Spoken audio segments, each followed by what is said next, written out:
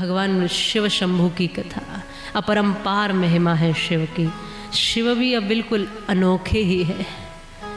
शिव शंभू की आराधना करता है भस्मासुर, भगवान को प्राप्त करना चाहता है, भगवान से प्राप्त करना चाहता है, भोलेनाथ की आराधना करता है।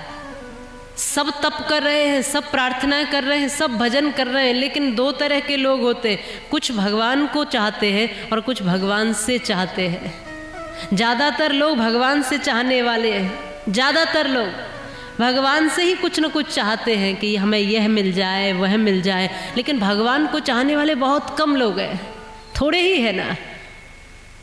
इस भस्मासुर ने देखा कि महादेव के पास एक ऐसा कंगन है कि बस जिसके सिर पर वो कंगन पहन के हाथ रख दे वो भस्म हो जाता है, तो वो तो मेरे पास होना चाहिए वो चीज़।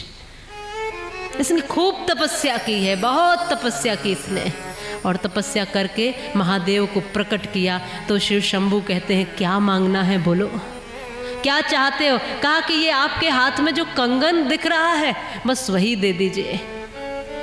शिवजी कहते हैं कि ये पहनकर जिसके सिर पे हाथ रख दोगे वो भस्म हो जाएगा। इसने कहा बस यही दे दो। भोलेनाथ ने वह दे दिया और इस व्यक्ति ने पहन लिया। भस्मासुर ने वो पहना और पहन करके सोचता है कि कहाँ आजमाने जाऊंगा, पहले इन्हीं पे आजमा लेता हूं।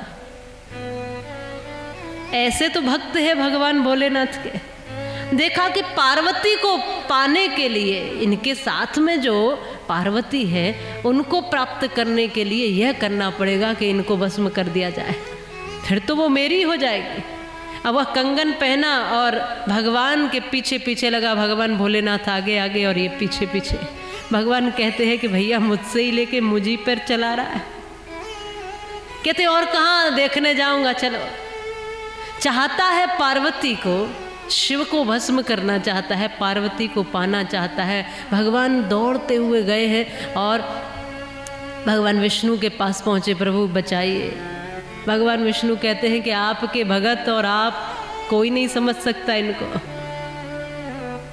हाथ में कंगन पहने हुए है, तब भगवान विष्णु ने पार्वती का रूप बनाया।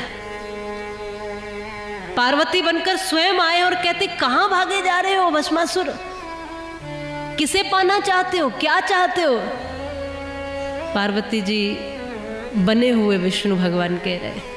ये तुरंत रुक गया, तुरंत ठहर गया कि कहाँ भगा हूं भोलेनाथ के पीछे, पार्वती तो स्वयं मेरे पास आ रही है।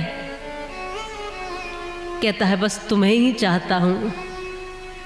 पार्वती जी कहती हैं कुछ कर सकते हो, कुछ जानते भी हो? अब क्योंकि राक्षस वृत्ति है, कहता है कि हाँ मैं सबको मारना जानता हूँ, भस्म कर सकता हूँ, अभी कंगन लिया है मैंने, भस्मासुर नाम भी है, सब पर आधिपत्य जमा सकता हूँ, बहुत कुछ कर सकता हूँ। भगवान बने हैं जो पार्वती, वो कहते हैं कि थोड़ा नाच सकते हो क्या, नाचना आता है तुम्हें? इसने कहा कि नहीं नहीं वो तो हमने कभी किया ही नहीं, वो नहीं जानते। बोले मेरे भोलेनाथ तो ऐसे हैं कि डमरू बजा के ऐसा नृत्य करते हैं, तुमको आता ही नहीं है। कहा कि नहीं आता, कोई बात नहीं हम सिखा देंगे। अब भगवान विष्णु पार्वती बने हुए यह थोड़ी सी चतुराई करते हैं कि एक हाथ को कमर पे रखते हैं और एक हाथ को उठा करके फिर नृत्य शुरू करते हैं। जैसे जैसे वो करते जा रहे हैं वैसे वैसे ये भस्मासुर भी करता जा रहा है, जैसे जैसे यह करते जा रहे हैं वैसे वैसे वो भी करता जा रहा है। और धीरे धीरे जब ये मग्न हुआ तो वही सीधा दाहिना हाथ उठा करके भगवान ने अपने ही सर पर रख लिया। और जैसे ही अपने सर पर रखा तो सामने जो भस्मासुर था उसने भी वही कंगन पहने हुए हाथ अपने सिर पर रखा, एक कमर पर एक सिर पर, और खुद ही भस्म हो गया। बोलिए शंकर भगवान की, विष्णु भगवान की जय हो। ठीक कौन है ये भस्मासुर? शास्त्रों में इस मनुष्य के शरीर को ही भस्मासुर कहा है, जो भस्म होने वाला है, जो सदैव रहने वाला नहीं है, यही भस्मासुर है। और ये मनुष्य का चोला जब पहन कर आता है, ये व्यक्ति जब मनुष्य बनता है तब बुद्धि रूपी कंगन तो प्राप्त कर लेता है तप करके भगवान से, कि हमने कुछ किया है तभी तो बुद्धि मिली है, तभी तो विवेक मिला है, प्राप्त तो कर लिया, लेकिन चाहता क्या है ये? भगवान जिसने दिया है उसी को भूल करके पाना क्या चाहता है? पार्वती को। पार्वती माने प्रकृति। चाह क्या रहा है? ये संसार को, और भूला किसे है? भगवान को। ये प्रकृति जो है पार्वती स्वरूप ही है, माने पार्वती को ही प्रकृति और प्रकृति को ही पार्वती नाम दिया। तो चाह क्या रहा है? ये प्रकृति को, और प्रकृति को यदि माँ समझ करके रहे तब तो कोई समस्या नहीं, पर प्रकृति को जब गलत दृष्टि से देख रहा है तो इसी का स्वयं विनाश हो रहा है।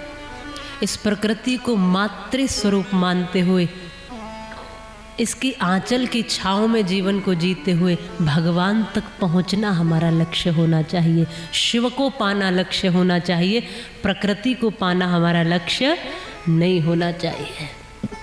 शिव कथा यही कहती है, हम प्रकृति तक तो पहुंच जाते हैं पर परमात्मा तक पहुंच नहीं पाते। प्रकृति तक भी माँ की दृष्टि से पहुंचा जाए तो अच्छा है, पर भोग की वृत्ति से पहुंचोगे तो गलत है। उदाहरण के लिए आज सोचिए, आप पहाड़ों को काट रहे हो, आप सोचिए आप जंगलों को समाप्त कर रहे हो, वृक्षों को काटे जा रहे हो, नदियों के जल को बर्बाद किए जा रहे हो, जंगल सारे समाप्त किए जा रहे हो। ये क्या है? भोग वृत्ति ही तो है। ये प्रकृति पार्वती है और इसको भोग रहे हो भोग वृत्ति से, और इस तरह से कि सब बर्बाद किए जा रहे हो, सब समाप्त किए जा रहे हो। कैसे मिलेगा वो शिव? कैसे मिलेगा परमात्मा जब उसकी बनाई हुई दुनिया को, उस प्रकृति को ही नष्ट कर दोगे?